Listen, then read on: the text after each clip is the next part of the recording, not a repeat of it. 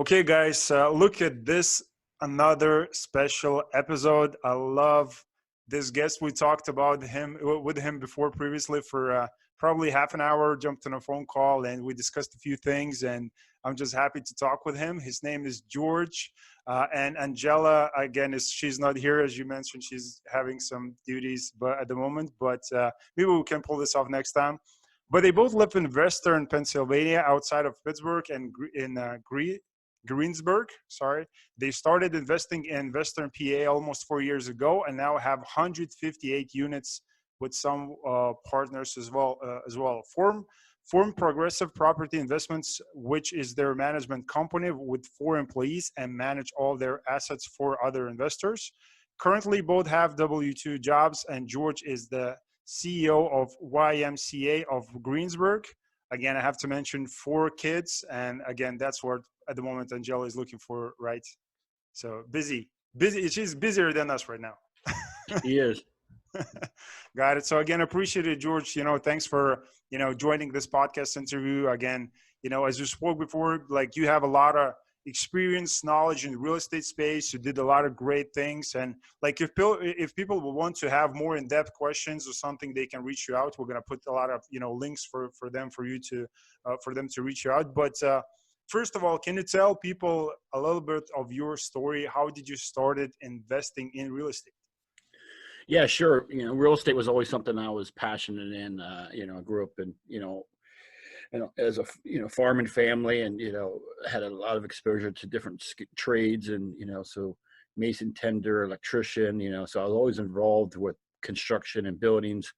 And, I kind of started by accident in 2005 when I got my first job out of school. I bought a little bungalow myself as a bachelor and had 2 of my buddies move in and charged them $400 in rent. And one of them lived in the basement, and I was like, wow, this is great. These guys are paying me enough to pay my mortgage and then some. And we decided to keep that little bungalow after my wife and I married, and we decided to buy a foreclosure and our future home.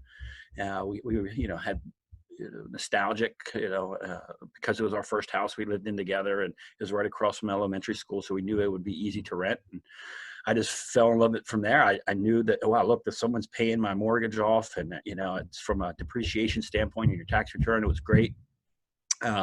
We fast forward to 2012. We moved about 3.5 hours away from South Central PA, down by Gettysburg.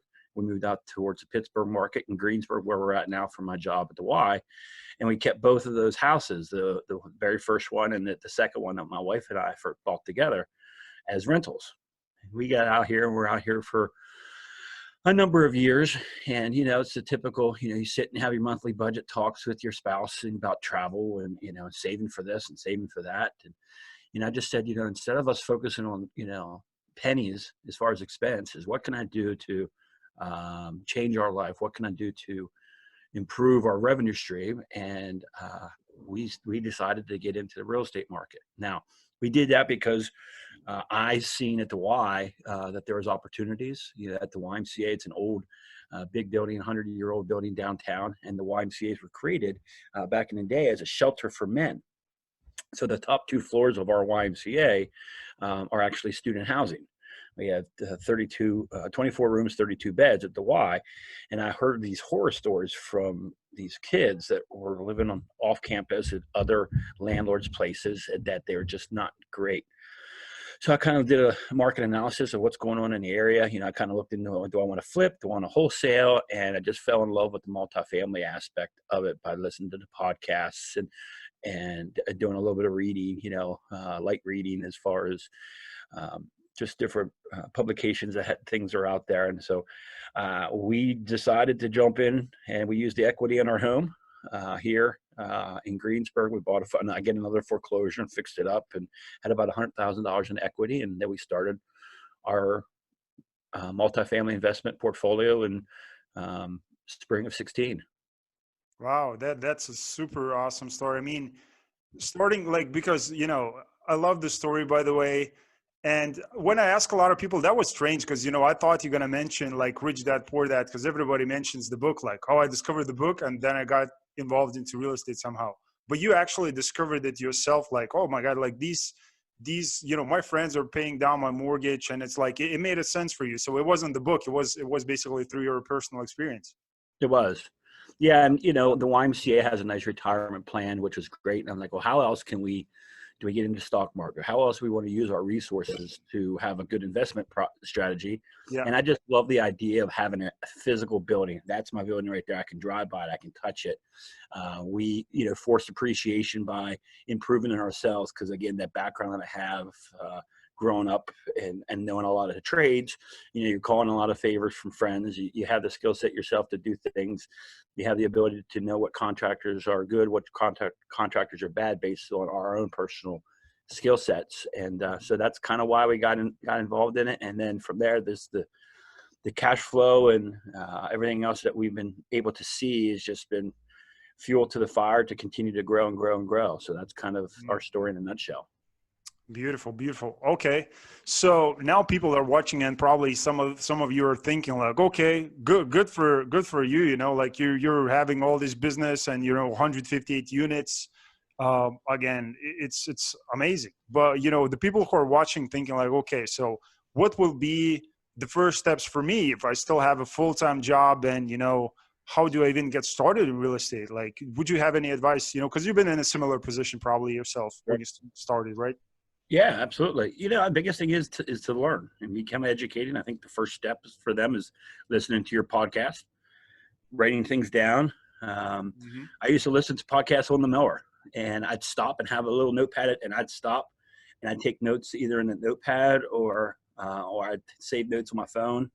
I still have them on my phone, even it's the third phone, since then. But you just got to listen and learn, and then have conversations with people that are in the business, whether it's a mentor or just someone that's involved in real estate. Invite them for a cup of coffee, buy them a beer, treat them to lunch, and just ask them things and be a sponge, and then to take action.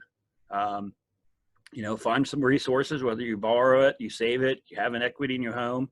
You're going to need some sort of money initially, unless you start getting syndication, which is a whole nother conversation. And, so how we started, again, we had some equity in our home, and we used it. And then once that dried up, we begged, borrowed, and steal. We ran our own credit cards up, personal credit cards, to get us properties that we knew we wanted to take down. So you just got to start, and you got to learn, you got to educate yourself, and then you got to find the resources, both from a time standpoint and also resources.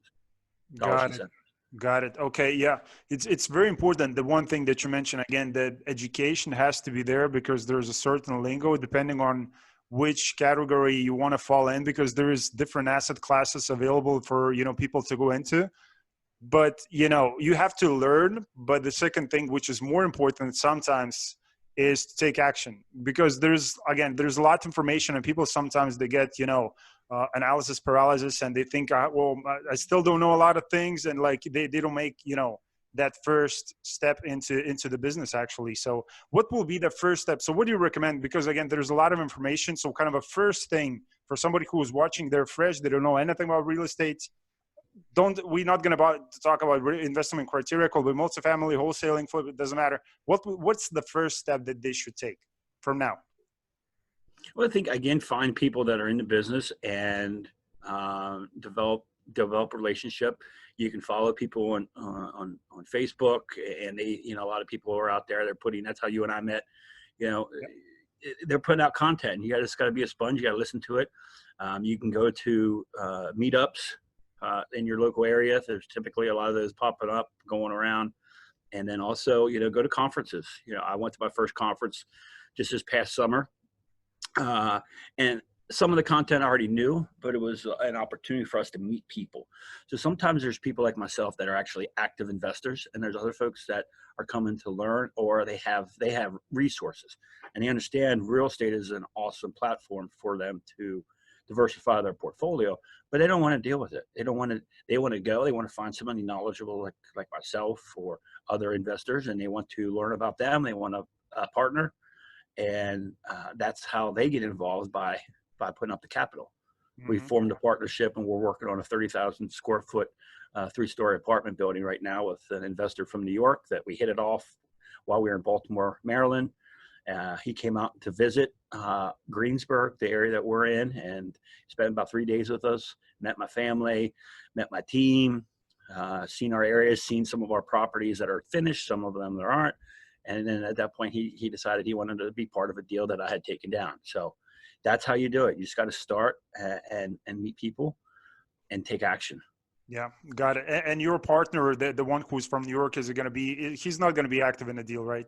He's not. Nope. Yeah. We have a weekly call. I'll just update him where we're at with the process. You got to love in today's day and age. You could take a video while you're walking through a property, or you can Yeah. FaceTime, or Zoom like we're doing now. And he feels that he's here because we have weekly communication. You blind carbon copy in emails and carbon copy in emails, so he just sees what the communication's going out for me to vendors and banks and what have you. So yeah. Got it. Makes sense. Totally. So again, guys, like there is capital available now and everybody's talking, there is less of good deals available again, because where we are in the market cycle currently, and there's more capital available. So, so you can always find the money to buy the deals, but again, you need the right knowledge. First of all, you need the right connections. You need to know the lingo, like all these things. But okay, looking at the market cycle again, there's a lot of people, saying, oh, I should just wait it out until we're going to hit the bottom and just start investing then. So what do you think, personally, from your standpoint, is it the right time to invest into real estate right now? I'm bullish. I think it's always the right time. You just got to be careful. Some of the markets that are on the coasts, you typically have a lot of appreciation and then stabilization, but it depends on where you're at. The Midwest, in the middle of the country is typically, pretty conservative. You don't see appreciation, it's too significant. So I say, you never want to buy an asset based on appreciation speculation. It's always about the cash flow. So as long as the cash flow makes sense, you definitely got to get in the game. It's like the stock market. Everybody says, "Well, I'm going to wait till it goes," and then next thing you know, it continues to grow. And what if I just would have gotten in? I remember back in the day when I could get you could get Netflix stock for $1, and now it's like, should I wait? Should I wait for it to go down? And so you just got to get in. You got to make sure you make smart decisions. I'm an active investor, and there's a lot of other people that are active investors that are continuing to buy inventory. But you just got to be careful. You got to buy at the right price, and you got to make sure the cash flow is there, and be very relatively conservative in the projections in some of your projections. Definitely, because you look from the perspective, you actually go out there and buy a existing business. You look for that cash flow. And again, that's when people like don't make that decision to go in the market, because again, they feel like they're not educated enough, sometimes to make that decision. Because if you will be in a market long enough, if you ever went through the cycles, let's say 2008, you probably would know like what to do in this market cycle right now. Like you would know probably I would need to invest, and like it doesn't matter we're up or we down, like because you already sophisticated, or you need to surround yourself with people and the team who are sophisticated and can make those quality decisions. Because for the people, again, people are watching and thinking like, oh my God, like everybody's investing. They see these new investors in Facebook groups popping up like mushrooms, like every day. And it's like, everybody's going in like, but who me? Like, I don't have the connections, capital. And, it's still available. Like if you just get creative and, just go out there and just make things happen, it's going to happen. Right. So coming back to your investment criteria, can we talk about like you talked about a couple of markets that you're investing in? So how do you pick the right markets and the investment deals? Can you talk about that? Yeah, sure. I follow the 1-to-1 ratio, and meaning if I see an asset that's $100,000, I know I need to at least get $1,000 of rent. Some people like the 1.25. So again, if I see a duplex for 100,000, I know, hey, listen, I need to get at least $1,000 in rent out of that place.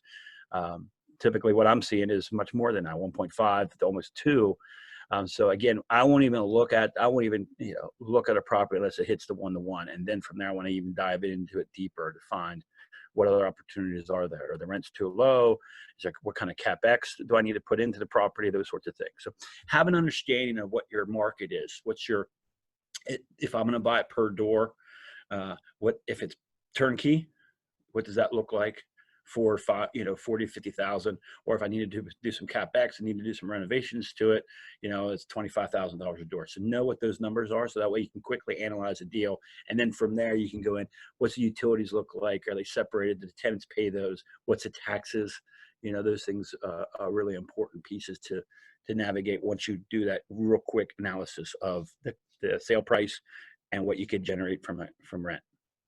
Okay, got it. So what about some states? Again, I know there is people watching from Europe, from the States as well. So is there any states that you would never invest in? Like, Yeah, the West Coast, the California is just crazy expensive. Yeah, it's just, again, appreciation speculation there.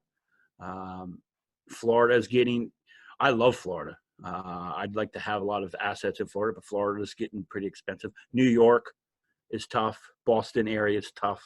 Again, you tend to see a lot more appreciation in the values of your properties going up quite a bit there. But from what the asking price is to what you're able to get in rent is really tough. You got to also look at landlord tenant law. What states are landlord friendly or resident friendly. So those are important factors to take into consideration. For example, my wife and I, we love where we're living. We love, Pennsylvania, but we would love to go to Florida. We have a market that we've identified that we'd like to live in, close proximity to the beach and to Disney and airports and other cities.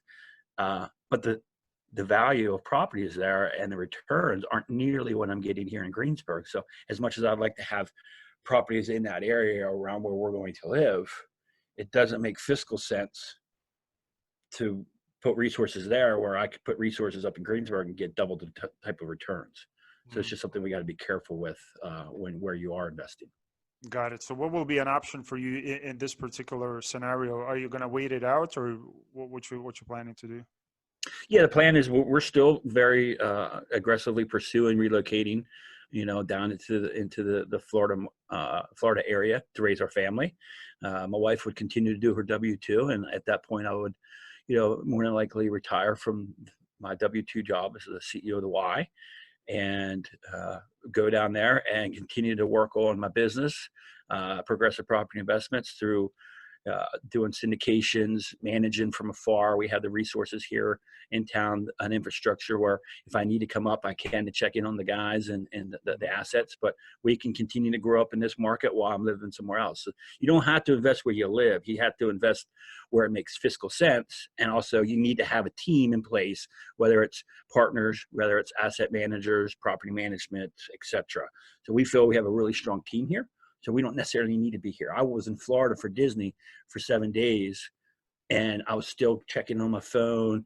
I was doing FaceTime talking with my guys, going through a major renovation at one of our projects right now. So we were able to do all that from afar. So there's no reason why you need to invest where you live. Oh yeah, definitely makes sense, because I heard this when I got involved into business myself personally. Different business that was, but that was about 3-4 years ago. And I remember one of the partners said, whoever is going to planning like quitting on the business, they're like dumb, because now is easier and easier to do business due to technology. And now is definitely like 4 years later, look at it where we are right now, like FaceTime, Facebook, like everything. There's so much like software is available for real estate businesses that they can manage properties remotely and just kind of like it's amazing. So It really is. it's awesome, but there's probably still some risks involved. So can we talk about that, for the new people who are looking to get involved into this space? Can you talk about the risks that are associated with investing? Sure. Again, you have to buy at the right price, and you have to be conservative with your projections. It's much easier to be conservative with your revenue projections, and then you exceed expectations versus inflating those projections just to make sure they make sense on paper. But then you're held accountable to either yourself or your investors, whoever you're dealing with. So I would say be very conservative with your revenue projections and aggressive with some of your expenses. I call it sandbagging, but again, it's better to do that versus painting this lofty picture and then not being able to execute on that vision. you have to know the neighborhoods. One block this way or that way in a city could really be a difference between a really good asset and a not a good asset, a non-performing asset. We had an investor reach out to us who loved the idea of real estate. He is an executive for a big company here in the Pittsburgh market, and he was talked into buying a property, had no idea what it was, never came on location to look at it, didn't even get into some of the units, and he was taking the property down on a Friday, and he reached out to me on a Wednesday and said, "Hey, I heard that you do property management. Can you manage this asset for us?" I'm like, "For sure." But buying sight unseen and not necessarily knowing the areas is a challenge. And if he wouldn't have found us, he'd been trying to manage this asset. And that's what I see a lot of people's struggles with, is they get in and they don't know what they're getting into. And they realize, I really don't want to be a landlord. I don't want to be called when there's a plumbing issue. I don't want to be called when the tenants up in the front duplex don't get along. So, just be mindful of what you're getting into. And if you don't necessarily want to have those calls, make sure you have property management in place and a good property manager in place. Okay, so that's kind of answer my next question. So people should, instead of managing properties themselves, they should hire a property management if it makes sense, in a bottom line. Yeah, I think it's up to them, an individual. To me, I manage their own asset because I have a background in construction. So I knew enough to go and take care of things if I needed to, or I'd be able to hire the right people to take care of them. So that's why I wanted to touch them. I wanted to be the person the tenants knew. But some people don't have that skill set, or nor do they want to have that burden. So it is important for them to have that understanding that, yes, you're not going to be as profitable by having third-party management, but then your time and stress and all these other things, you have to put some weight to that. Okay, I'm going to be giving up 10% of my gross rent if I have property management, but then I only have to deal with that property manager, and I just have to log in, check the portal, see any work orders, and then collect my money, versus having to go through all the other things. So it really depends on what that individual is looking for. I recommend people getting in and getting their hands dirty and understanding their asset and understand that piece. But it gets to the point where they may not want to, and they just want to get 90% of the gross rents and not have to deal with any of that. So it depends on what they're looking for. Yeah, definitely. Because, some of the guys that are watching this interview right now, you probably seen some of the people like on YouTube as well, talking about real estate investing. And there's, again, different asset classes, but bigger makes sense definitely more. Like having 158 units currently, you probably, not probably, you have a management company, that works for you. Again, you're not paying the people would not pay 10%. They probably would be 3% from gross, right? So, the percentage is going to be, the number is going to be smaller, and you're going to make sure this company is going to definitely take care of the property. Well, sometimes it does happen, you're going to come through and, they're not managing properly. You're going to get another one, but it's going to be definitely maintained better than, a company that you're going to get. You're going to pay them 10%. And this guy's going to look how to make a bunch of shortcuts because there's not enough money, that he collects. So, it doesn't make sense, but people have to start somewhere. Like you mentioned, the duplex that you just, the first deal that you bought. So, and, there is a way, I think, that people can make a shortcut. Again, talking about syndications, people can, acquire big deals, but they have to find the right partners. And first of all, they have to be either, again, a broker, involved into real estate, have that background, or have a business background, and make sure that, they understand how to run a business. So, and education and everything has to be in line as well. So, okay. So what about people who are looking to get started? Again, there's a lot of people talking about mentoring other people. There's you can get mentor for 20K, 50K, up to 100K. I don't know. There's there's mentors all over the place now. So do you recommend somebody who's fresh to get a mentor from a get-go, or should they learn everything by themselves? Well, I think it should be a combination. I think you really need to listen and read and get to the point where you're like, okay, now I'm good. I know enough where now I'm going to go throw some, and make sure you really want to do it. I see people that throw money at it and then they don't take any action, but you got to make sure you're prepared. And then that mentor can help you with some of the finer details and also motivate. I went through this, this journey, and really didn't have a mentor. I was secret shopping and looking at other comparable properties, and ran into an asset that was on the same street as mine. So I went there as a potential tenant to scope out the competition, and I found an older gentleman who was self-managing this asset for a long period of time.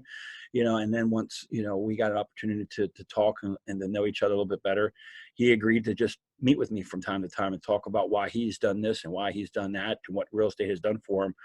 And then just here recently, so 3.5 years into this, growing our portfolio, we went to our first multifamily boot camp down in Baltimore. And, I spent $20,000 for a coaching program to be part of this 12-month long program. And it's paid dividends. It's allowed me to focus a little bit more on myself and goal setting, learn a lot more about syndication, which I didn't have a lot of background in.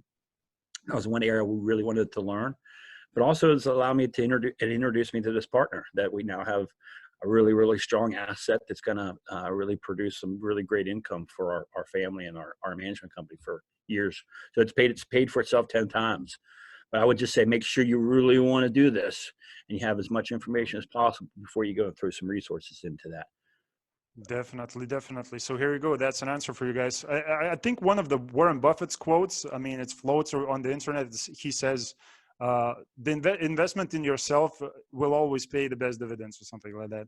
So definitely. But what you mentioned, what George mentioned, like you have to be full in making sure that you're going to take action upon that investment, which is $20K. It's for some of the people, it's a lot of money. So I think it's a lot of money for everybody. Yes. So again, can we talk about something a little bit different? For a person who is watching and thinking like, oh my God, $20K, that's my like 1 year salary, like like, how can I do this? Like, I would love to, but I can't.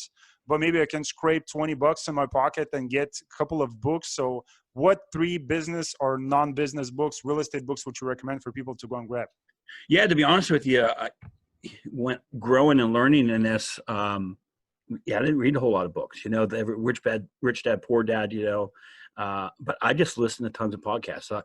With 4 kids and a job and all these properties, I didn't even have an opportunity to read. So I would say the podcasts, Rich Dad, Poor Dad, there's tons of literature out there that on multifamily platform, I'd say, but people are busy moving this way. I mean, I had podcasts in as I'm driving, mowing the grass, you name it, doing things around the house. I'd have these earbuds in and just listening to as much as I could. And that's kind of how I got to the point I am right now. And so, yeah.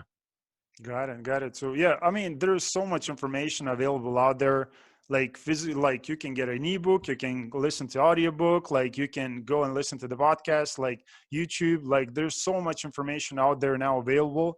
So for somebody, to find an excuse is going to be tougher than just to find the right information, because it's just so much available now, and most of the stuff is even like free. Yeah, So, and and not to sorry to interrupt, but no, get on social media and follow people, because there's people out there putting out awesome content every day. yeah. So I would highly recommend that, and then go to some meetups. Again, I went to a couple meetups, starting about 2 years ago, and I'd go, every other month, as my schedule with my children and stuff allowed. And I ran into a guy there that we're partnering on a deal that's in underwriting right now. I manage 15 of his assets. We're looking to maybe expand into the Pittsburgh market with him, because I went and met with him and we had conversations. We went and grabbed the beer. Like, those are the sorts of things that really people need to do to take action. And you don't have to be a millionaire or you don't have to have thousands of units to go to a meetup group. You can just go and learn and talk to people. Yeah, got it. So you kind of answered a next question that I wanted to ask, for the people who are starting, because, some of them might think like, oh, like I learned the books, I went to the seminars, I invested into this mentorship, and now I'm ready to take action. And they think like, okay, I'm going to be the guy, and I'm going to be the guy who's going to go there and do stuff. Or should they still consider getting a partner as well? Yeah, we formed a partnership, and we formed it because I always said, people go, why are you getting a partner? Why ain't you doing this deal by yourself? And like, I'd rather have a percentage of something than 100% of zero. Yeah. Meaning, if So you can't take deals down because you don't have enough of the resources, there's nothing wrong with having a percentage of that asset versus having 100% of it. Because if you can't take it down, you're not going to get anything from it. So, yeah, we formed our first one with a group of investors that I knew from working at the Y, and formed that partnership. We're now in our third year of that, and we have 11 total units. And again, then from there, I got into with my accountant, my brother-in-law, my father, all different LLCs, and now this gentleman from New York, and another one from Pittsburgh. So it takes time, and we're still buying assets ourselves, my wife and I, and we're keeping them in our own LLCs. We own them 100%, but then some others, from a cash flow standpoint, hey, let someone else come in with the equity piece. We'll manage the asset. We'll take the deal down, and we still have a percentage of some sort of really strong investment. So I would recommend it. Make sure you know the person you're getting involved with. Make sure you trust them. Have a very clear understanding of expectations. Have an operating agreement. All those sorts of things. What is the criteria? Because in today's markets, you need to be able to take action fairly quickly. And if you have a relationship already built, you understand what some of your investment criteria is. If you see an opportunity, you can then capitalize on it much quicker than saying, hey, I have this opportunity, guys, let's go take. And then from there, you lose out on that opportunity because you weren't ready to take action. yeah, So yeah. So for the you, other thing I would say too is, I've seen people, like, my first syndication deal more than likely is going to be as a junior level, where I'm just giving some resources and I'm not really the managing, partner. I want to get in and learn from these individuals, how they've communicated to me as an investor. So I'm going to learn through being a passive piece in a larger syndication deal. I have other folks that say, hey, I want to get involved. So you can either do that, or you can get in and you can do a turnkey. Everybody's out there doing turnkey. That's something we started doing. We're offering turnkey multifamilies in our market to investors that want to invest. And then that comes with management. So someone to me say, hey, George, we don't have an asset. We want to have an asset. We will sell them one of our assets, a duplex or triplex.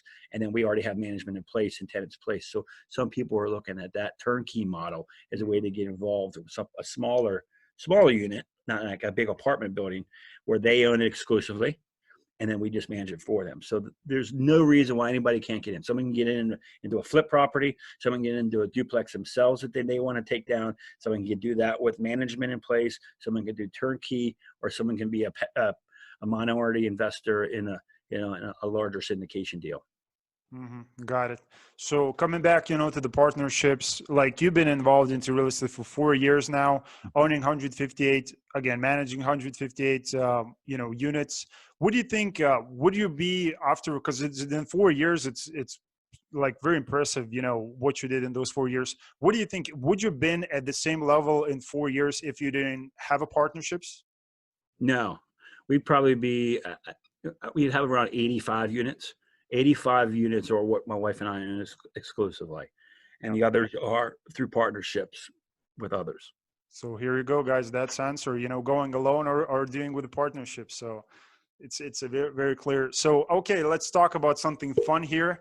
Having 2020 year, February 9th. I'm just looking at the calendar. So February 9th. So can you talk about the business personal goals that you have for your business for this year? Can you share some of those? Yeah. So, measurable ones would be, we're looking to get up to 200 units by the end of the year. We're on, my goal was 100 units. And then it was, okay, now my goal is to replace my W-2 income, based on the real estate. And, so our measurable goal this year is to get to 200 units and to expand into another market. Where again, we're in Western Pennsylvania now. And so we're looking at other options right now. And then the third one would be to be part of a syndication deal, whether it's as a general partner or a limited partner. Awesome. Great goals. And I'm sure you're going to reach them and beyond, like, I know, like, for some of you who are watching and thinking like, oh my God, just an additional 50 units on top of what you have. It's work. It's a lot of work, like syndications, and like, it's not the first time you guys watching, something like this. You understand there's a lot of moving pieces, and, again, with the timing where we are in the market. So, and tougher to find good deals now. So it's not that easy, but you're gonna make it. I'm pretty sure. So okay, so can you talk about some of the marketing tools that you use? Could be on the social media level, or something that helps your business. Kind of a software or something that just makes your life easier on a day-to-day basis. Yeah, initially, our number one focus is our assets and the people in those assets, our residents. We don't even like to use the term tenants. We consider them residents. Mm-hmm. We're in the business of customer service here. Yeah. We have people that are paying us money to live in our properties, and they're making them their homes. So Yeah. our number one focus at PPI is to make sure that the people that are living in our buildings are 100% satisfied. Because what happens are those people stay, and it's so much easier to retain your people than it is to go out and find new tenants or new residents to take their place. So number one focus is our people, because they stay, and they also then refer their friends. We have tons of that happening, where they'll refer their friends. They're moving out because their doctorate program's over, and they're telling their professors, they're telling their the chair of their departments about us, and then those chairs, those individuals from the universities are actually then referring other future students to us, which is huge. Our social media presence, is good. It could be better. But again, we haven't seen a whole lot of return as far as residents go and leasing with us because of our social media presence. We see, again, our platform is one, we'll list our vacant units, and we'll post those to Zillow and Trulia, HotPads, Apartments.com through our software. Our software is now operational. It's called Buildium. And Buildium is a property management software systems that our investors can get in, log in, and see the owner portal. Our tenants can go in and pay rent. They can pay utility bill back. They can pay any sort of charges through that. And it's real strong from an accounting standpoint. So yeah, so from marketing, is just really our units that are out there. And then from the investor side of things, it's things like we're doing here with you today, getting out there and spreading the word that, PPI is looking for people that are looking for turnkey properties. PPI is available to consult, to help people with their growth in real estate. And when opportunities present themselves for them to get involved in either one of our deals, or buy a turnkey from us, then we have that ability. So that's one business development growth that we're going to have here this second quarter of 2020, is to build our awareness on our social media about the investor side of PPI. Yeah. Awesome. Okay. So, sounds definitely exciting. So for people who are looking to get, more in touch, if they have, any sort of a questions, or they're looking to invest with you, passively, what's the best place for them to get in contact with you? Yeah. Our website, progressivepropertyinvestments.com, progressivepropertyinvestments.com. You can follow us on Facebook. We're on Instagram. Our operations manager, Ben, typically manages a lot of those sorts of things. So we have updates on units that we have available. We have updates on what we're working on as far as projects. We provide and share other information as investors. We feel are good information and knowledge. So we're here to grow people's knowledge base, and also their awareness of us. Awesome. Beautiful. So guys, you're going to find all the links down below. You can connect with George and make sure, that you're well prepared with your questions. I mean, you can find a lot of answers now on Google. Ask your Siri. She knows a lot.